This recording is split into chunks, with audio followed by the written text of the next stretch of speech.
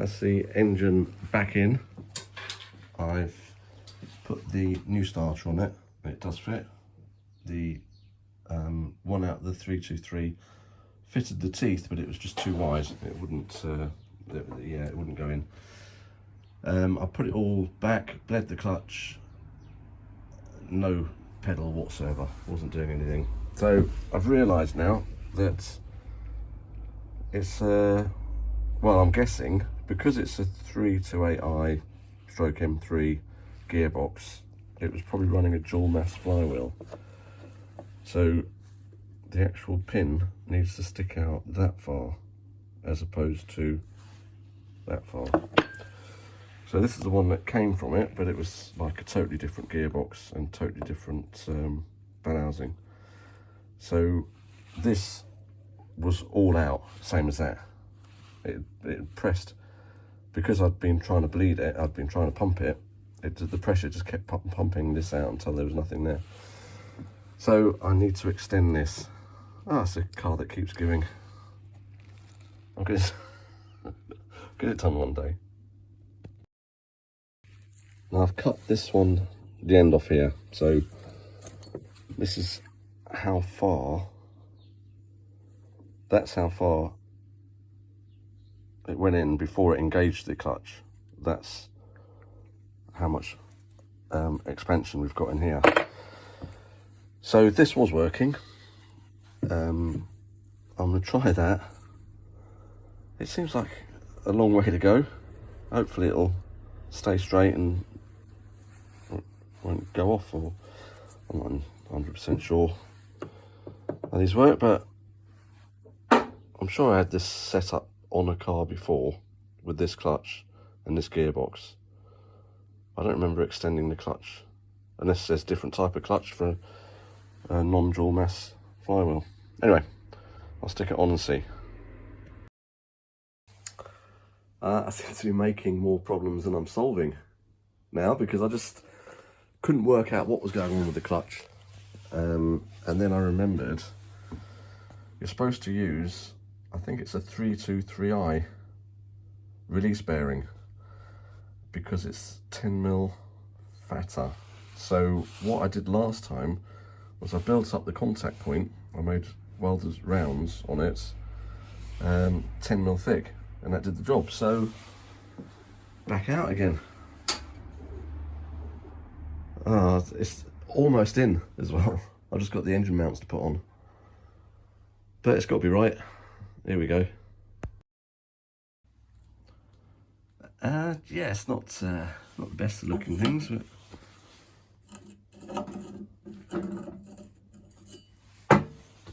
should do the job. Shame it's going to be probably about 5-6 hours work to get that back in again. Right, here we go. Another day off work. Hope my customers are understanding. Right, today's job is I need to extend this about 30mm. So this is a threaded tube. It's actually a seat support for the new Motorsport UK regulations, the FIA regulations for doing the seats, but they need top hats now, so I ordered these before. So what I'll do is, to get the end off, I'll use the bench grinder, and I've got to grind that down to 8mm so I can put an M8 tap. So I can thread that on, put a lock nut on it, and I can adjust it as well to make it the size I want.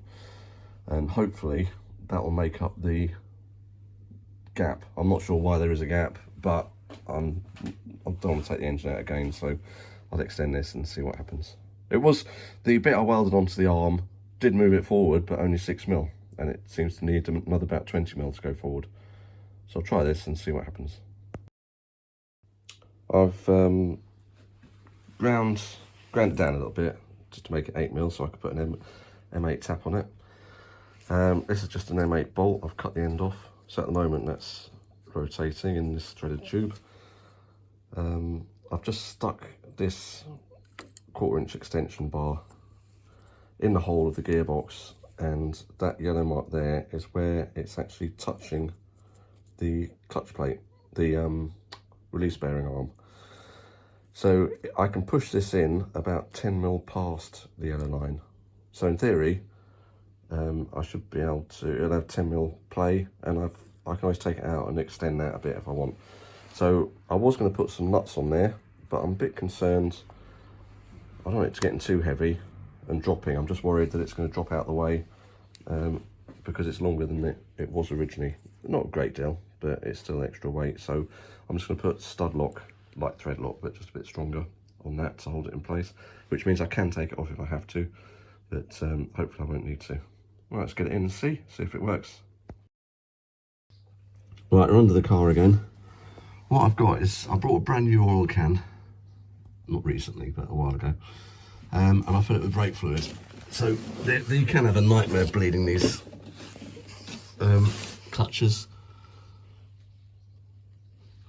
So I loosen the bleed nipple and pump it for ages until I've got oil fluid, hopefully all the way up to the reservoir. So I've had nightmares bleeding these before, so I found that the easiest way to do it. So I'll go up into the car now and see if we've got a clutch pedal. Right, give it a go. It's a bit awkward because we haven't got any seats in here, so I'm sort of doing what I can. Yeah, I've got the clutch. Don't know if it works yet, but feels about there. We've got a clutch stop on there as well, so I don't know. I'll have to bolt the engine, everything back on the engine, get it running, and I hope I don't have to take it out again, this engine, because it is doing the okey cokey. But yeah, all I can do is carry on bolting. The good news is, last night I had the engine out and back in again in about 2.5 hours. So I'm getting faster, but then it didn't have any wiring to do. It had the starter motor on, but there's no water and most electric's disconnected. So like, I'm gonna get it back in now, but I'll have to get everything on, all connected up. So fire it up to check the clutch works. If it doesn't, I don't know, I'll have to hopefully just readjust the slave cylinder, but we'll carry on. I've got most of the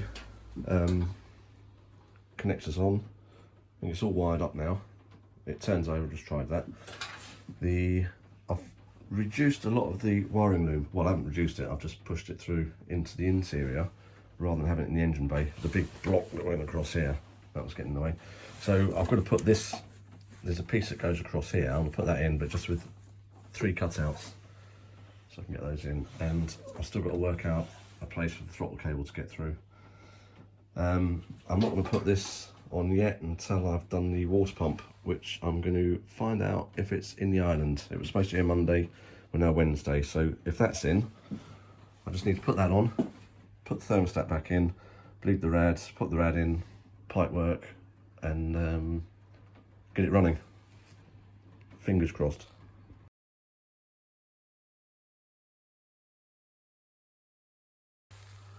Well, I've got the engine back in, it's all plumbed in, the water pump's in, all the wiring's done. I've moved the ECU this side, just because it's easier the way it comes through the bulkhead. I've not got the bonnet on yet, but I just want to see if it starts, and if the clutch works. I don't know what I'll do if that doesn't.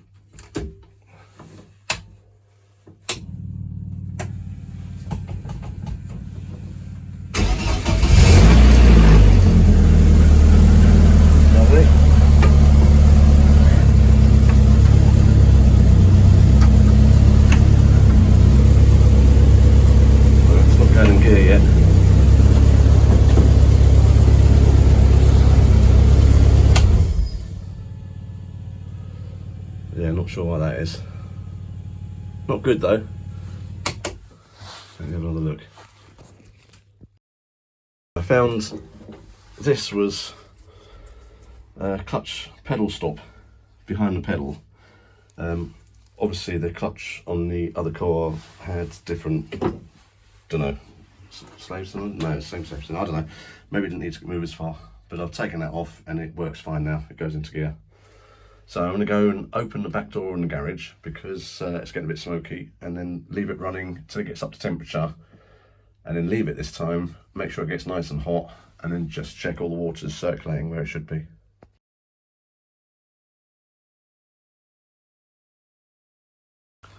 Hello again.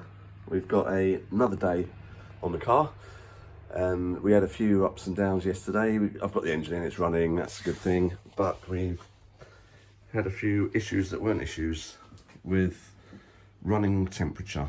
It got to 95, 100 degrees and the bottom hose was still cold. So I changed the thermostat, drained all the water out, changed the thermostat, did it exactly the same. So did a bit of research, and it works out, seems like normal running temperature is about 130 degrees on these engines for emissions or whatever. So that's quite acceptable to be idling at that sort of temperature. So I've put it all back together again. I'm going to, normally the temperature gauge is like blue, nothing, and then red. So I've actually got numbers on this one, so it tells you what the temperature is. I've used these engines for years, and the one in the rally car, the m42, flat out on stage, that gets to about 80 degrees. It runs very cold, but then that hasn't got a thermostat in it. So I was expecting 100 degrees to be max, but I didn't really know what temperature these ran at. So today I've got to make the seat rails so I can fit the seats, do a throttle cable, close the bulkheads, seal up around the gear stick, put the bumper on, paint the wing, check the rear brakes because I took the driver's side rear wheel off to check the drive shaft. Weld the exhaust, make another exhaust bracket, and fit the harnesses. So quite a bit to do, but it's early, so I'm going to get in there now. I've got to nip off and get my drill. I've left that on the job. So let's get stuck into it. I've just done the throttle cable. That's all connected. I used part of the original M42 throttle cable, but put a new cable inside it just so I could run it. I found a hole under the brake reservoirs, and then the pedal had been adapted, so I had to put it through a hole and use a cable fixing to hold it all together. So that's the throttle done. I put a cable tie. This is all temporary. We've got a day of bars test to get through. So that's on. And now I'm making the seat rails. So I've got these will be the sides, and I'm going to cut out the uprights from this. So hopefully my neighbours are all at work, so they won't hear it.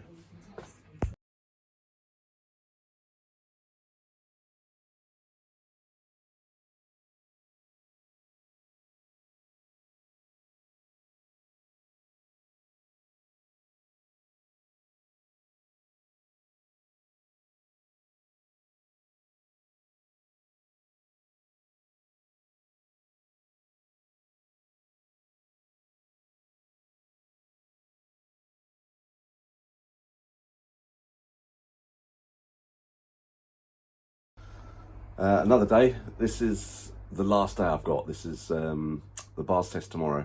We've got the instructors flying over from the UK later.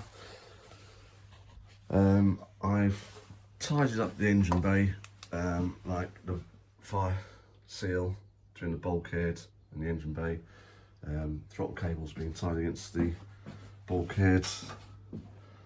I've just got the indicators to put on the bumper when they go in. A lot of the cabling's been tied down. That's just about done. I've got wheels having tyres on at the moment. We're getting dirt tyres put on, so hopefully they're going to be ready in time. I dropped them off Tuesday, I think it was, so they should be done by now. Right, inside the seats are in. Harnesses are in.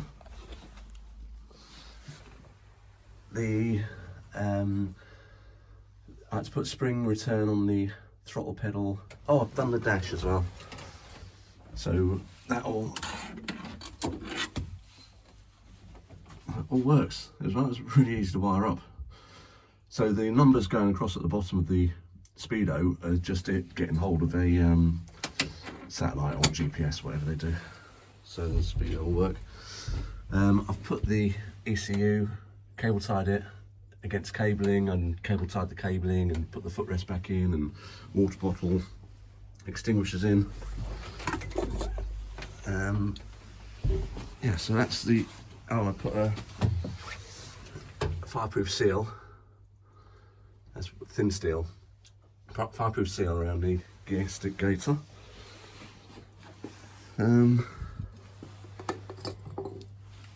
That's it. I've just got to clear a bit of the rubbish out the boot. Like the breather tank, I didn't use that. A few nuts and bolts. I have to bolt the exhaust on properly because it's still on the axle stand at the back. That's my, when I run it in the garage, I stick that on the exhaust to try and get the fumes out a bit. Bumper's got to go on. Don't know if I'll have time to paint it. I really need to drive it. I'm still concerned about this 130 degrees. I know it's been said that that's what they run at, but it just doesn't sound right. And the wing, and this red bit. So I'm going to stick the bonnet on, put the bumper, I'll put the bumper and everything on first, and then fingers crossed, hopefully we can take it for a test drive and see what happens.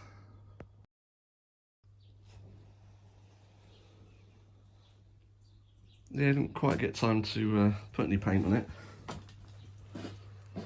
The bumper's just cable tied on. It might have to come off.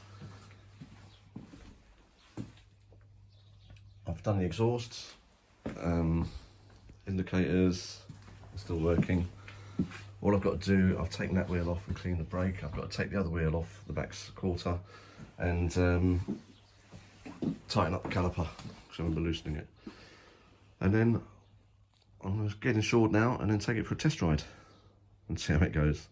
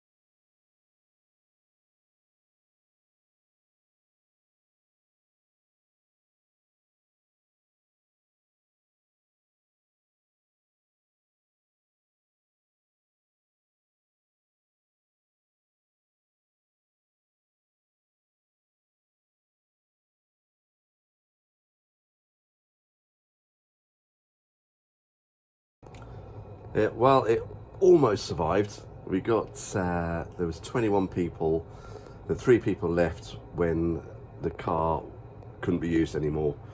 I was gutted because, I was pleased because the car was going well, it made most of the day. I was gutted because I felt I let 3 people down.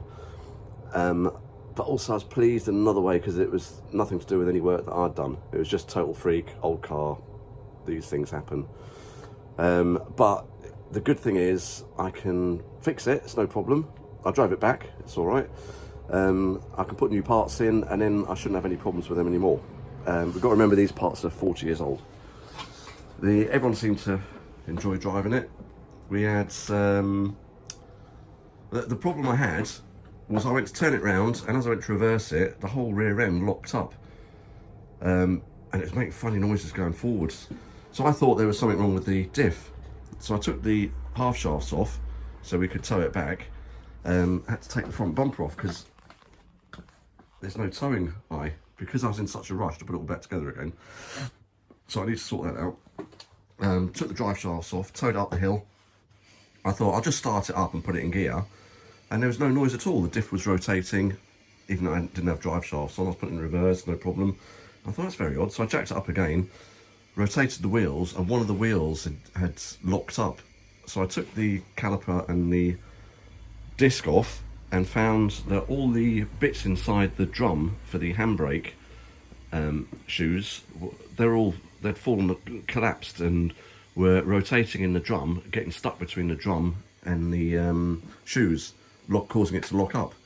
So I just took everything out, didn't use a handbrake, and drove it home. It drove fine. So I'm just going to get the shoes were pretty well gone, and I've got to try and find I've got most of the bits that came out of it, but there were some that were a bit squashed. I don't know, I haven't got a torch or anything in here.